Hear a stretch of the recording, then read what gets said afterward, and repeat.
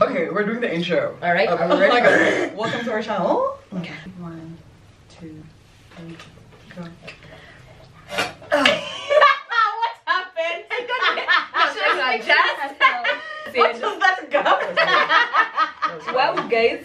But actually, I was gonna say hi, guys. Hi guys, welcome to our channel.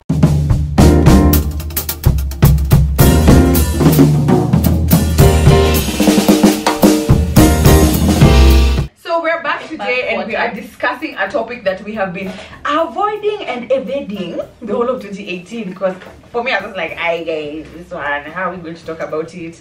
But due to public demand, somewhat, because it always shows up in our DM, and the topic is how to get over a breakup.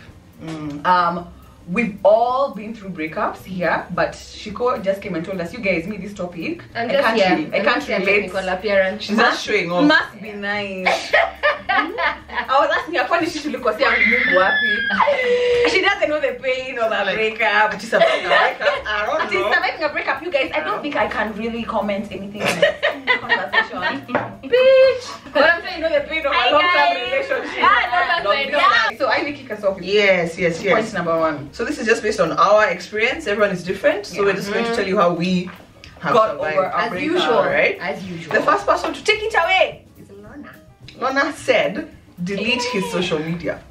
Yeah, just the way you've been chatting, all your chats, all your whatever. I don't believe in deleting the number because usually more than often you cram the number or something. But just all the avenues where you chat, delete his WhatsApp, you know, just so that when you're on WhatsApp, you're not seeing over there the X or whatever his name is. Online. Kind of actually helps just to try him from your head a little bit. Fucking delete. Unfollow, block, mute, delete.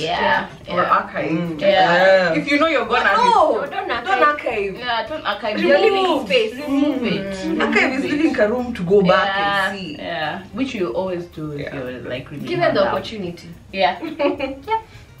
I'm a blocker. I mean, I used to be a blocker until I'm a blocker. You see, because I know sometimes I search and I realize, okay, I blocked, and I'm like, I'm so happy doing that. Let me tell you something. You can't see shit. No, for me, on my the thing is, I used to do that. Me, I'm blocking queen. Hey, block, delete everything. Then I'm like, I don't think blocking a number helps. Yeah, it doesn't. So much. It helps. It used to help Kitambo, but now because there are so many other ways to connect, IG, Facebook, Twitter. When you want to contact that person, you will contact. So the trick is to tell yourself, train yourself to not contact if you can.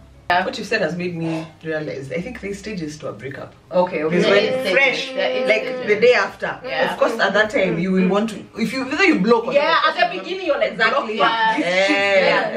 Then if he hollers back after like a week, you're like, okay, there's no point blocking, because once in a while he'll be like, I'm sorry, or can I just see you, or you can't keep blocking, deleting. So it gets to a point where you're like, I'm just not gonna respond. So actually that's true. Denial, anger, acceptance. And also how different people handle things differently.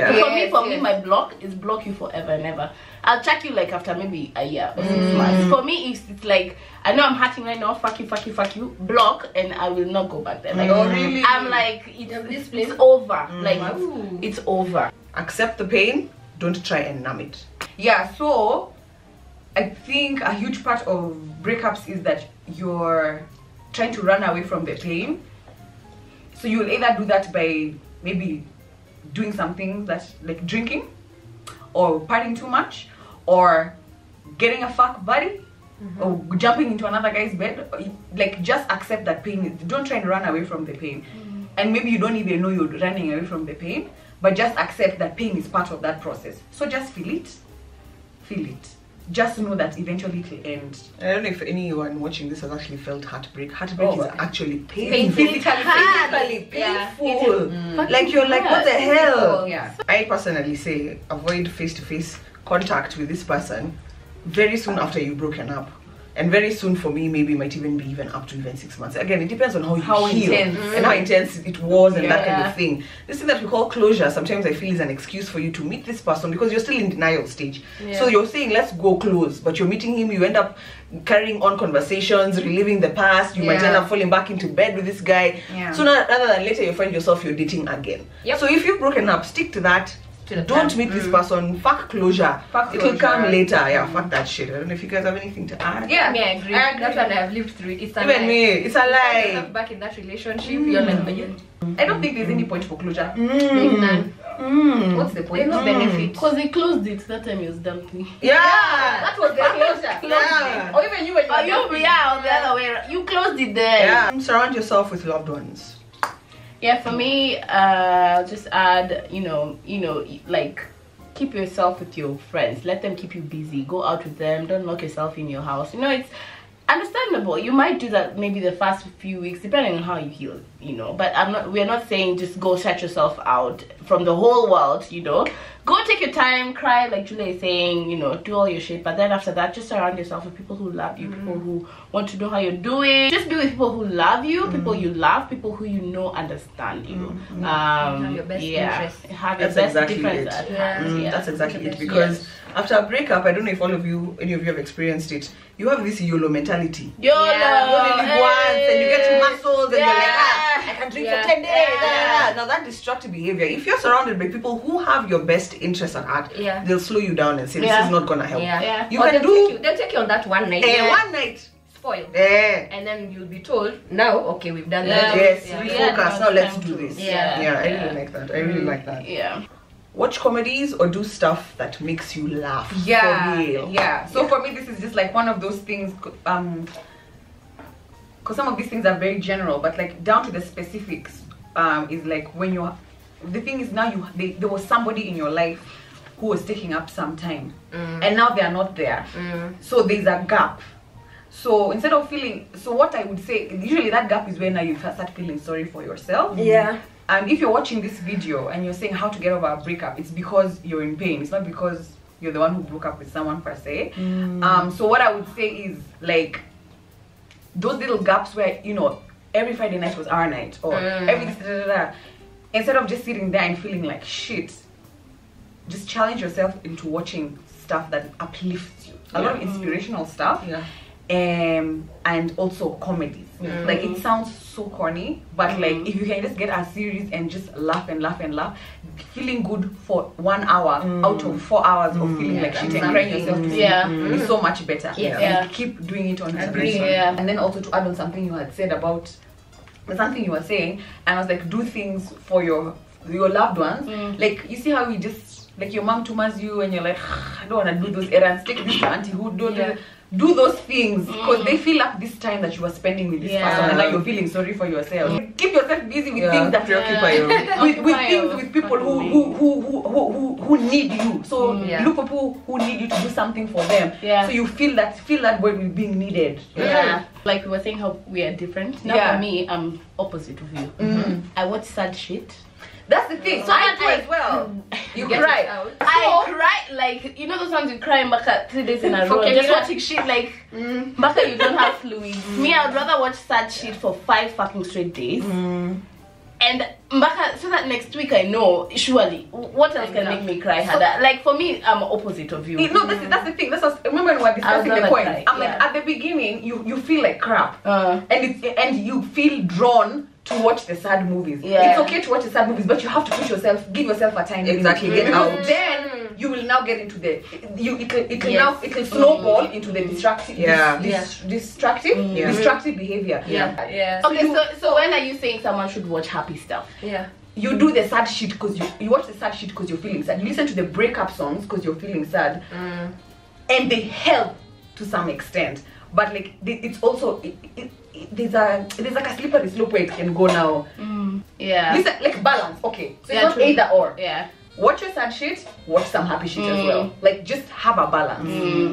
Am I making sense? You're making sense. What I want to add to that is, because I had put it here, where you can't time your emotions, you can't time your reactions, you can't. You go with. So Julia's very good at saying she can give herself 1-2 nights fine.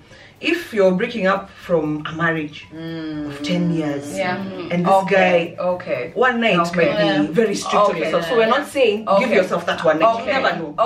But remember that balance. If you reach a point when you'll know now you're falling into a hole. Get yourself out. That's Lorna. to respond to that, that is it. You will know. You'll be like, okay, this is becoming too much. Yeah, not me. You like, today I really just want to cry. And you listen to Lauryn Hill, the whole of X Factor, and you cry. Or you even do it for like a week, you know. But there's a point you'll know, I need to snap out of this. You'll know. Exactly. You'll know. Exactly. So that is the point to change. Not after one night or 2 weeks or whatever. I like that very much. Get your own Netflix account. Yes. I promise it does. It's so true. It's so true, you guys. Because you realize even after a relationship, a year after, you're still on this guy's Netflix, and you're like, and you're like, why do I want to pay 1,000? You just end up on his fucking Netflix until he kicks you out, or you know, and then you're like, now what is he watching? What is he watching? Because you see Netflix, you have profile, so you're like, oh, this guy is watching this movie. Then so you can still access it. You can access everything. Yes, you you have. can access the profile. So like just delete everything, like we were saying. Delete everything that is a connection, and then you'll be like, now he's watching romantic things with his girlfriend over there, because you're like, he's watched you on Netflix. You're like, who is he watching? And he doesn't watch that guy wouldn't watch that thing alone. Maybe even refuse to watch it. Who's watching you? And then you're like, Ati, continue watching.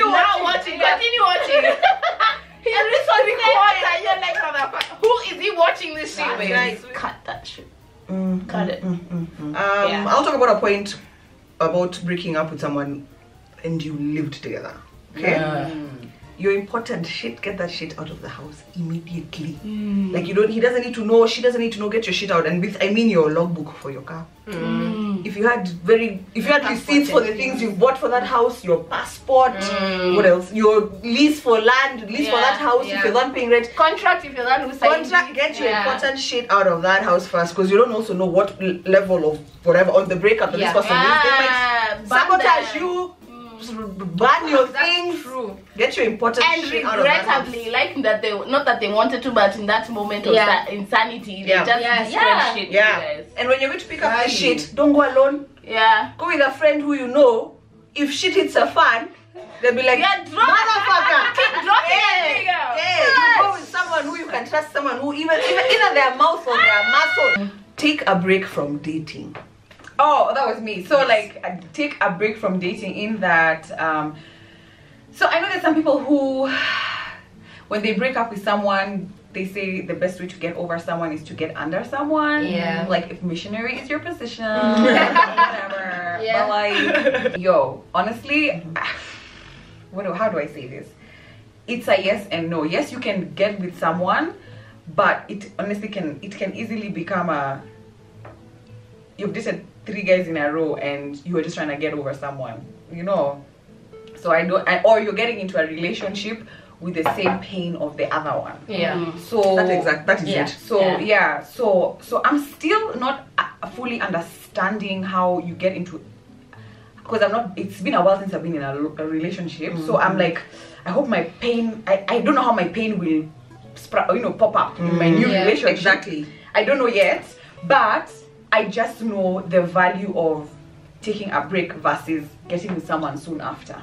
Because getting with someone soon after, the fights are so out of nowhere. It's like, why are we fighting? And you're fighting like 2 weeks. You're not even been intimate. You're just been hanging out, but like you're already like, niggas ain't shit. You know, projecting. And you take time to heal. And then when you take a break, it's harder because you have no one to be who is like the object of your desire. You know, you have no one who to look at and no one to admire you and send you love. You have no one. You're on your own. It's hard at the beginning, but it's so worth it in the end, because you know for sure you did this. Like you got over this, not this guy helped you, and you believe in your own validation. You're not like, this relationship saved me from a heartbreak. If you are single, if you really believe in energy the way I do, and like law of attraction and like stuff like that, if you are single for a reason. If you are single, you have a lesson to learn. Learn it. just learn it. It doesn't mean you won't feel lonely. It doesn't mean you won't feel jealous of other relationships. You will still feel those feelings, but just learn the lesson you're supposed to learn. And the thing with, okay, now this is another topic of how to be single. Let me tell you how to be single. A quick one. You know, because so many chicks DM me, say, Julia, I'm so lonely, I'm so lonely. I'm like, sweetie, even I get lonely. It's the thing with being alone is that there are points of, you're like, I can fucking do this. Like, hey, 4 or 5 months, you're cool. You don't need anyone. You just need your friends. Like, you're fine. And then there are times it's not good. Like, you're really, really lonely. And there's no amount of friendship that can fill the void. And that's usually the hard part. So that's when I get very deep in my books and my meditations. I'm like, I can't deal with this. No, Jesus. Being single and happy can go both ways. If you're single, sometimes you're single and happy, sometimes you're single and unhappy. Every time you feel like you want to go back, remember why you're leaving. Remember that emotion. Remember the conversations you've had with your friends saying, this guy is not free. Remember. And I don't know. No, you know why we're having a little bit of a I don't know. It's just the lingo. I don't think you should. I agree. I agree, but I don't think don't carry pain. There's a point you let go of the pain so that it doesn't get into your next relationship. But I think you're talking at the place of when you're still like, fuck, should I go back? You know, don't forget what made you leave. Yeah, I agree with that. Yeah, because you left for a very good reason. You left for a very good reason. A relationship for 5 years and you're leaving. There's a good reason. Lessons. Don't forget your lessons. Thank you. Don't forget your lessons out of the relationship. When I was younger, I used to be like, I've been hurt 1,000 times, but I still believe in love. Now I'm like, nah, you're not gonna hurt me the 3rd time. Like, we're not gonna do this again. Guys, but it's hard sometimes. But it's okay. But you feel like you know the campaign. It's like someone is just for some reason it just hurts here. Yeah, it's so hard. It's actually fucking hurt. It's just the enzymes that they're called what? Maybe it's heartburn because you're stressed. Acidity. No, I think this is the place in the body where you need like endorphins and anxiety. No, endorphins they move around. But where are they released from? Because we feel it here first. You feel a tightness in the chest. No, endorphins come from your mitochondria, no? Why do you feel pain in your chest when you're hurting? Because all your pain manifests into your fucking heart, which is like exactly, no, we are calling it heartbroken because it pains in the heart. But why does it pain in the heart? What because your brain is telling you your heart, but because listen, because your heart doesn't actually hurt all your physical pain. Okay, why does the brain tell you that the heart is paining? Why doesn't it say your little toe? So because my toe is broken. Because it's your heart that's broken. Literally, it's no, but heart is broken. Exactly from the tongue. It's as because many people feel pain here around their heart. That's why it's your actual fucking heart that hurts. The reason they say, you guys, the reason they say your heart breaks is not because. Wait. That's why we are saying the heart is paining. Yes. So I'm not protesting that the heart is paining. I'm not protesting. I'm with you physically. Yes. What is this saying? However, yes. But why is it the heart paining and not the eyebrow? Like I'm saying. What is Lorna? So it takes. You guys don't understand. You guys understand the reason your heart. That's why it's your actual fucking heart that hurts. Because me, when I've been in heart pain, it's been my heart. You're trying to get a word out, okay? The last one was this too shall pass. The last one was this too shall pass. The pain shall pass. Always does. Yeah. Even when you're in a good time, that too shall pass. Yeah. Nothing is everything is fleeting. Yeah. So don't be so tied down to events and circumstances, whether they are good or bad, because that too is fleeting. Yeah. Just be in the moment, because the moment is where you're at, isn't it? Unfortunately, at that moment, it doesn't feel like to live. Yeah, it doesn't mean because you know, it doesn't make sense. It feels like it's forever. For some people, it's way harder than others. Because I think there are people who are not softer. They just don't. They don't process things the same way as most of us. Because I feel like I'm more softer than you. Yeah. For example, like, yeah, exactly. Like me, I think I'm hardcore. Yeah. Like, you know, and there are people who are like maybe tons or lower than me. Like they get really affected. They get really affected and they want to, you know, do other things to themselves. But like we're saying, you guys, it's just all about time. If you think you need to go see someone about it, just fucking go see a therapist. Oh my God, thank you for saying that. Therapy is not. It's not taboo, Therapy you guys. is It's taboo. not. Just don't talk to someone. It's such a good time. Therapy Such a good time. beautiful. It makes sense. It's just go talk to someone. good, If you think your father is not helping you, your parents are not helping you, your friends are not helping you, pay someone to talk to. Alright guys, have a good one. We hope this helps somebody. Tell us what you think in the comments. Let's help each other. Make this a lovely community. Yes, love and light. Cheers.